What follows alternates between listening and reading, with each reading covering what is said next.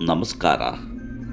ನುಡಿ ಬೆಳಕು ದಾದಾ ಪೀರ್ ನವಿಲೇಹಾಳ್ರವರ ಪ್ರಜಾವಾಣಿಯ ಅಂಕಣ ಬರಹ ದಯೆಯೇ ದೊಡ್ಡತನ, ಹಗೆಯೇ ಸಣ್ಣತನ. ಮಾನವ ಜನ್ಮ ದೊಡ್ಡದು, ಹೌದು. ಆದರೆ ಮನುಷ್ಯನ ಜನ್ಮ ಹೇಗೆ ಯಾವಾಗ ದೊಡ್ಡದಾಗುತ್ತದೆ ಎಂದು ಯೋಚಿಸುವವರು ಕಡಿಮೆಯೇ.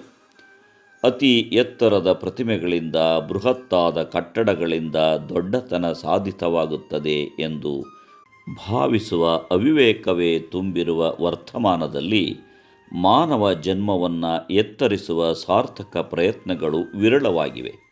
ಅರಮನೆಯಿಂದ ಹೊರಗೆ ಹೋದ ಬುದ್ಧನ ಹಿರಿತನ ಮತ್ತು ಹೊರಗಿನಿಂದ ಅರಮನೆಗೆ ಬಂದ ಬಸವಣ್ಣ ಸಾಧಿಸಿದ ದೊಡ್ಡತನ ಬೇರೆ ಬೇರೆ ಕಾಲ ಪ್ರದೇಶದ ವಿದ್ಯಮಾನಗಳಾಗಿರಬಹುದು.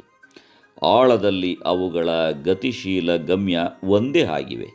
ಸಮಾಜ ಅವರ ಚಿಕಿತ್ಸಕ ಸಂದೇಶವನ್ನು ನೀತಿ ಆದರ್ಶಗಳ ಸುವರ್ಣ ಚೌಕಟ್ಟಿನೊಳಗೆ ಅಡಗಿಸಿಟ್ಟು ದಿನನಿತ್ಯ ಅನುತ್ಪಾದಕ ಆರಾಧನೆಯಲ್ಲಿ ತೊಡಗಿದೆ. ಸಮಾನತೆಯನ್ನು ಸಾಮಾಜಿಕ ಆಧ್ಯಾತ್ಮಿಕ ತತ್ವಕೇಂದ್ರವನ್ನಾಗಿ ರೂಪಿಸಿದ ಪ್ರಯೋಗಶೀಲತೆಯೇ ಅವರ ಹಿರಿತನಕ್ಕೆ ಪುರಾವೆ. ಎಲ್ಲವೂ ಚೆನ್ನಾಗಿದ್ದಾಗ ಬದುಕು ಅರ್ಥವಾಗುವುದಿಲ್ಲ. ಇನ್ನೇನು ಜೀವನ ಮುಗಿಯುತ್ತಾ ಬಂದಿದೆ ಎನ್ನುವಾಗ ಅರ್ಥವಾಗುತ್ತದೆ, ಆದರೆ ಪ್ರಯೋಜನವಾಗುವುದಿಲ್ಲ. ಹಾಗಾಗಿ ಹಿರಿತನದ ಭ್ರಮೆಯಲ್ಲಿ ಜೀವನಯಾನ ಮುಗಿಸಬೇಕಾಗುತ್ತದೆ.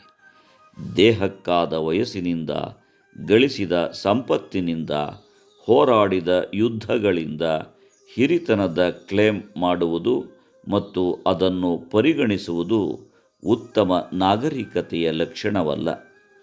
ಗಡ್ಡ ಬಿಟ್ಟವರೆಲ್ಲ ಋಷಿಗಳಾಗುವುದಿಲ್ಲ. ಹಾಗೆಯೇ ವ್ಯಕ್ತಿಯೊಬ್ಬನ ಒಳಗಿನ ಒಲುಮೆ, ಹೊರಗಿನ ನಡವಳಿಕೆ, ಹೊರಗಿನ ಬಾಂಧವ್ಯ ಒಳಗಿನ ತುಡಿತಕ್ಕೆ ಪ್ರೇರಣೆಯಾಗುತ್ತದೆ. ಉತ್ತಮ ಅಭಿರುಚಿಗಳಿಂದ ಮಾತ್ರ ಉತ್ತಮ ಚಿಂತನೆ ಹಾಗೂ ನಡವಳಿಕೆಗಳು ಹುಟ್ಟುತ್ತವೆ. ಹೊರಗಿನ ಬಾಂಧವ್ಯವನ್ನು ಗಟ್ಟಿಗೊಳಿಸದ ಒಳ ತುಡಿಕೆಗಳಿಗೆ ಹಿರಿತನವೆಲ್ಲಿಂದ ಬಂದೀತು? ಜನಜೀವನ ಇಲ್ಲದ ಕಡೆ ಆಕೃತಿಗೊಂಡು ಕಾಲಿಕವಾಗಿ ಮೆರೆಯುವುದಕ್ಕಿಂತ ಕೃತಿಗೊಂಡು ಕಾಲಾತೀತವಾಗುಳಿಯುವುದು ಹಿರಿತನ. ಕುವೆಂಪು ಕಂಡರಿಸಿದ ಶ್ರೀರಾಮಚಂದ್ರನ ಹಿರಿತನದ ಬಗ್ಗೆ ಅಂತಹದ್ದು.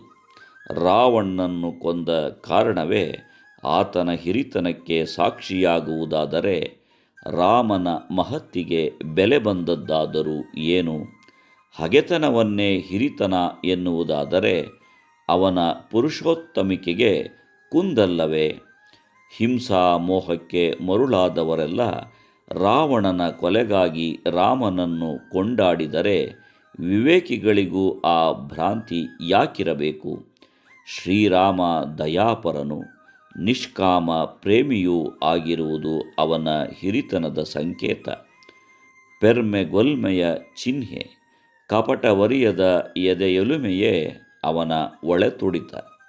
ಅದನ್ನೇ ಹೊರಗೂ ಹಂಚಿದ, ಹಿರಿತನ ಮೆರೆದ, ಗುರುವಾದ.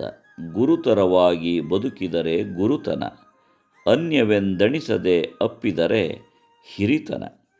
ಒಲುಮೆ ತುಂಬಿದ ದಯೆಗೆ ದನಿಗೊಡದೆ ಬರಿಯ ಹೆಸರು ಜಪಿಸಿದರೆ ಬರುವ ಭಾಗ್ಯವೇನು? ಹಗೆ ಸಾಧಿಸಿದವರು ದೊಡ್ಡವರಾದ ಚರಿತ್ರೆ ಎಲ್ಲಿದೆ? ರಾವಣನಂಥವರನ್ನು ಉದ್ಧರಿಸುವ ಶ್ರೀರಾಮನ ದಯೆಗೆ ವರ್ತಮಾನದ ಹಿಂಸಾರುಚಿಯನ್ನು ತಗ್ಗಿಸುವ ಶಕ್ತಿ ಇದೆ. ವಿಂಗಡಿಸುವ ದ್ವೇಷ ಬೇಡ, ಒಗ್ಗೂಡಿಸುವ ಒಲುಮೆ ಬೇಕು.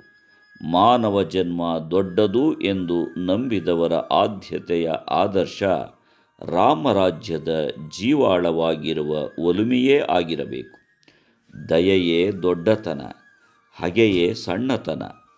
ಬಯಕೆ ತುಂಬಿದ ಬಾಳಿನಲ್ಲಿ ಒಲುಮೆಯ ಹೂ ಚೆಲ್ಲಿ ಬದುಕಿನ ಎತ್ತರವನ್ನು ಉತ್ತಮಗೊಳಿಸುತ್ತಾ ಸಾಗಬೇಕು. ಕುಳಿತುಣ್ಣುವ ಕಲರವದಲ್ಲಿ ಒಡಕು ಮಾತಿಗೇನು ಮರ್ಯಾದೆ? ನಮಸ್ಕಾರ. ಧನ್ಯವಾದಗಳು.